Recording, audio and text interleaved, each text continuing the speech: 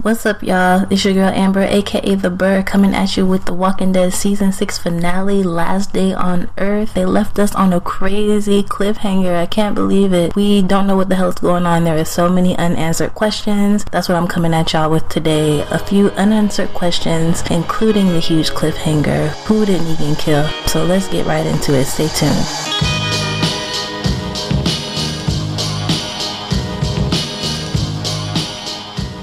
Before I get started, let me drop this quick spoiler alert. All of the Walking Dead series episodes are a game, as well as all of the comic books up until now and beyond. So if you're not interested in finding out what might happen, or if you aren't caught up yet, dip out now, close your eyes, close your ears, exit this video, and come back when you're ready. Our survivors are on a mission to get a pregnant, in pain Maggie to her OBGYN at Hilltop. All of the main characters, including Rick and Carl, are heading out to escort Maggie, and the only main characters that are left behind to protect Alexandria is Father Gabriel, Spencer, and Enid if she manages to get out of the closet that Carl locked her in before he left. Not that I don't have faith in Father Gabriel. It seems like he's about it at this point. Like, he's really turned over a new leaf and he's about protecting Alexandria and doing everything he can. But I do know that Alexandria is vulnerable with all of the powerhouses not there. Rick, Michonne, Daryl, all those people that are powerhouses to protect Alexandria are gone. So the question is, will Negan have a separate saviors group head out to attack Alexandria? He has every reason to. They know where Alexandria is, and Negan at this point is flexing his muscles and flexing his manpower to make Rick and all of Alexandria submit. Rick and the rest of Maggie's RV escort head out to Hilltop, and they are hit with savior roadblocks at every turn. Like, every time they went down a road, it was like roadblock, then another roadblock. It's like DJ Khaled hopped out of the woods and was like another one. Each roadblock had at least 15 plus saviors, so our group was severely outnumbered.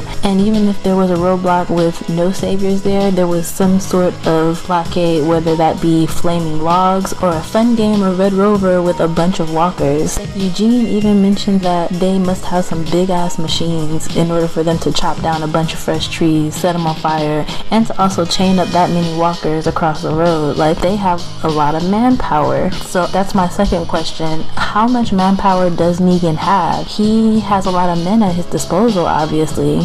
We have these 4 or 5 or 6 roadblocks with different sets of savior groups blocking the road, and we've only seen a savior's outpost. We have never seen the base. We haven't seen the base yet, and even that outpost had a lot of people manning it. So how much manpower does Negan have? Our survivors had no idea that there was levels to this shit. Like, there's clearly levels to this shit. In the comic, the savior's base is huge and extremely elaborate, and there's a system to it. So our survivors had no idea the levels of shit they just got into. While Rick and the crew were playing Red Rover with a group of walkers on the road, Morgan is still in pursuit of Carol. He finds a horse, and he recalls a man that Rick almost killed, saying that he was searching for a horse. So he finds the horse, he hops on the horse, and then he catches up with an injured and bleeding Carol, who is hell-bent on getting away from people she cares about because she wants to stop killing, which is dumb logic because she still has to kill people whether she's by herself or not. So boo Carol, stupid reason. Morgan patches her up and tries to talk her into coming back to Alexandria with him so she can get healed because she needs stitches for her injury. The super persistent savior that didn't die on the road with Carol when Carol shot the rest of the saviors, this guy is crazy persistent. I mean, he's injured and he's just walking, and for some reason he's a great tracker and he knows exactly where Carol went. I don't know. Anyway, this guy is catching up with them. Morgan leaves to make the place that they're at safe for the night, and she dips. She runs off. Then she gets captured by the savior that was pursuing her, and he tortures her. He shoots her in the arm and shoots her in the leg, and she's like, yes, I'm about to die. No more of this pain. She was kind of happy about it. The savior was dissatisfied because he wanted to torture her and he wasn't getting what he wanted. So he was getting ready to give the ending blow for Carol, and Morgan comes out of the woodwork and shoots the guy. Out of all the commotion, 2 guys in armor pop out, one on horseback, and the other man that Rick was about to kill was standing next to him, and they came to assist Morgan and Carol and offered to help her and Morgan.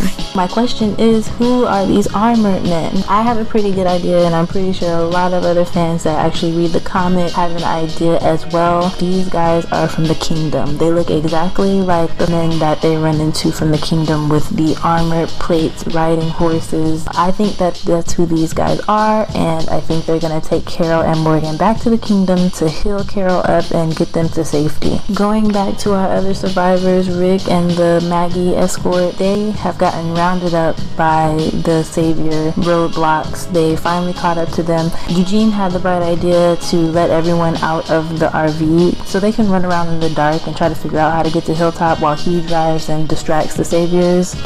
Didn't work. I figured that if the Saviors had all this roadblock stuff going on, they probably had one or two people telling them to see what they're doing, and they have walkie-talkies and stuff. They're super organized. That was a dumb idea. Never split up. Please. Scary movies, drama movies, thriller movies. Stop splitting up, y'all. It doesn't work. Now everyone is captured. They released Daryl, Michonne, and Glenn, and the rest of the survivors got captured, which is Rick, Carl, Sasha, Abraham, Eugene. Everybody except for Morgan and Carol captured. Everyone that's a main character. And they're down on their knees. And it is time for the ultimate badass debut. It's Negan, directly from the group's very own RV. He steps out in all his badassery, and Jeffrey B. Morgan speaks some of Negan's words directly from the comic. He did an awesome job. It's exactly how I imagined what his voice was like when reading the comic. Negan walks around poking and prodding our group in one of the most nail-biting scenes I've ever experienced from The Walking Dead. Negan, being the great guy that he is, decides that he needs to repay Rick and the other survivors for killing some of his saviors. They actually killed a lot of the saviors, so he is not going to let them slide. He's not going to kill everyone. He wants them to work and give them half of their shit, but he needs to discipline them for what they've done. He goes into the most menacing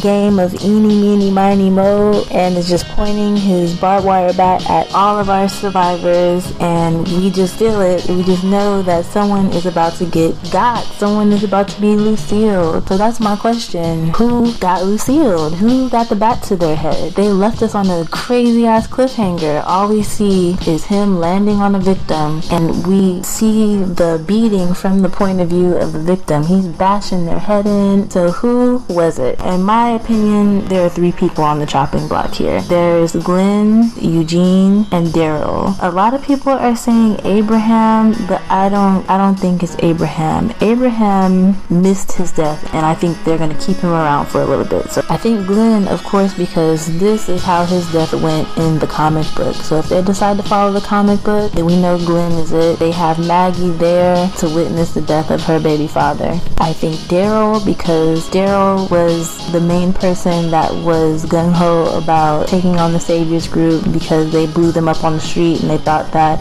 it would be an easy kill. And then I think Eugene, because he did the old last minute here, take this recipe for making bullets just in case I don't make it. He did that classic giveaway that, you know, he might be passing. That's why I think he's a possibility. I honestly, even though I love Glenn and I love Stephen Yu and his acting, and I don't want to see the character go, I'm kind of hoping they stay true to the comic. A consolation would be Daryl getting Lucille. That would be just as heartbreaking because he's such an important character in the survival group. I don't want it to be Eugene. I would really feel like AMC is keep the main characters, the loved characters around just because of the fan base. And I mean, I get it, but I don't want to feel like any of the characters are invincible or untouchable. So that's why I really hope they take a important character. Anyways, you guys, thanks for listening. I hope you guys enjoyed the video. I hope you guys enjoyed the season 6 finale. Let me know, who do you think got Lucille? Tell me down in the comments. Also, if you have any questions about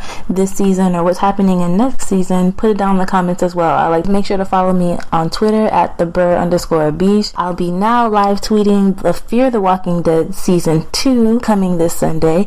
So stay tuned for all of that. And thanks again for watching, y'all. Peace.